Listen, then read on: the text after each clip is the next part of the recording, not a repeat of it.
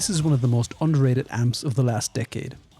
This is an Engl Retro Tube 50, and it is a fire-breathing monster. It's not commonly known for that ability, and I believe its name and aesthetics may be to blame for that. Savage, Invader, Fireball, Ironball, Powerball, Richard. These are the names of some of its brand contemporaries, or possibly the names of some very aggressive adult bedroom toys. Either way, in that list, Retro Tube just doesn't sound very exciting, but don't let that deceive you.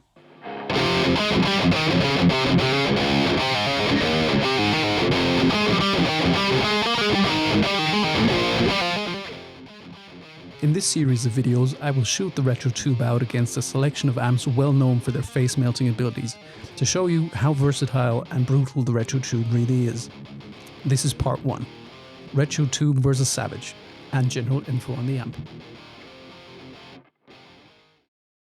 So here we go. To me, both the Retro Tube and the Savage each are 2-channel amps with 2 gain modes per channel, and they were both made by Engl, so I thought the Savage would be the ideal first opponent. They feel and sound closer than you might expect. The main difference between them is the user interface, the controls to be precise.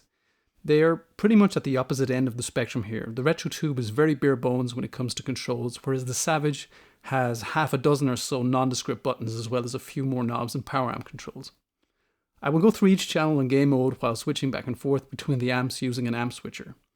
I will also add a front end boost here and there when in the higher gain ranges. The signal chain is down in the description if you're interested.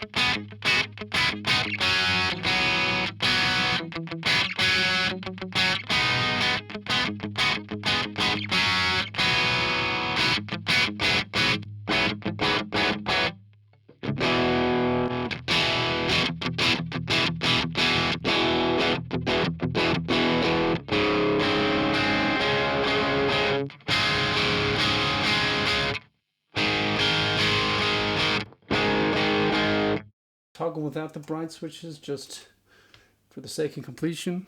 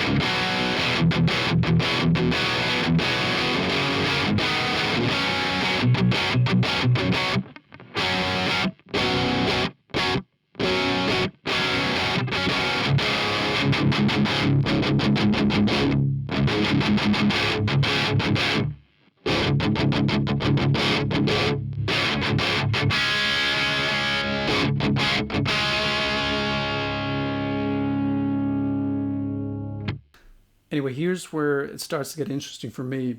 In these two channels or modes or whatever you want to call them, we can dial up the gain. Let's almost dial it. Let's see what we can do now with and without a boost.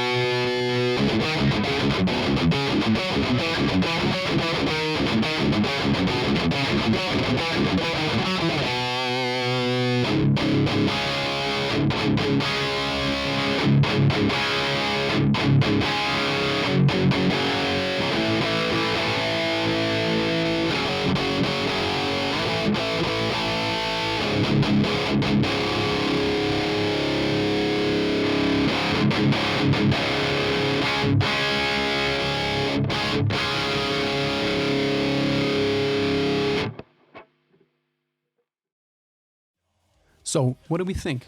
Sound pretty close, don't they? Truth be told, I was surprised myself how close they ended up sounding in the end, at least for the clean settings and the highest gain settings, because that's what I dialed the amps for. The crunch settings in between, they did sound a bit different, but I think that if you were to tweak the gain settings on the amps a little bit, you would end up with pretty similar sounding amps that way too. The main differences tonally for me are in the high end. The Savage has a grind to it that the Retro Tube can't quite replicate. The other difference is in the low end. The low end on the Retro Tube sounds a little more busy than the one on the Savage. The Savage's low end is a bit more open, a bit cleaner, a little less congested if you will. As close as the amps sound to each other, they do feel a little different. The Savage seems to be a bit more dynamic, where the Retro Tube is a little bit more compressed. Meaning on the Savage, you get more out of it the more you put in. If you hit the strings really hard, you're going to get a lot more output. Whereas the Retro Tube is a little bit more forgiving. It's a little easier to play. If you don't hit as hard, you're still going to get decent output out of it. I could see this on the waveforms while editing the video, but I think it was also noticeable when I kicked in the bright switch on the Savage for the clean part. The output increased much more than it did on the Retro Tube. If I were to speculate, which I love doing by the way, I would guess that the main differences in sound are down to the different power section designs of the amps. The Retro Tube 50 uses two EL34 tubes, whereas the Savage uses two 6550 power tubes. Obviously, the Savage's power section is bigger, it has more output, it has more headroom, which might explain the differences in the low end. The Retro Tube 100 might be closer to the Savage in that regard, but again, that's speculation on my part, I don't know that. I don't own a Retro Tube 100 and I've never played one. Also, the Savage has power amp controls that the Retro Tube doesn't have.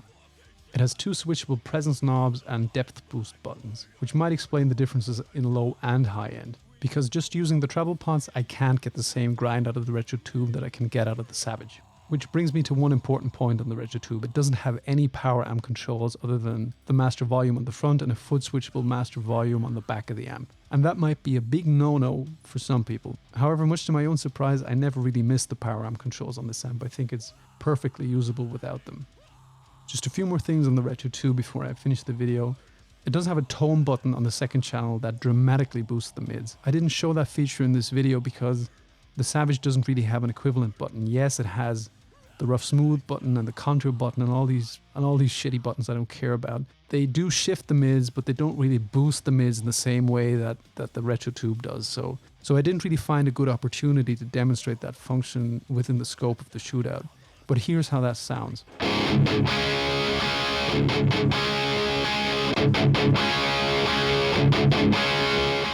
The Retro Tube has one effects loop on the back of it and the standard noise gate that most modern Engls come equipped with.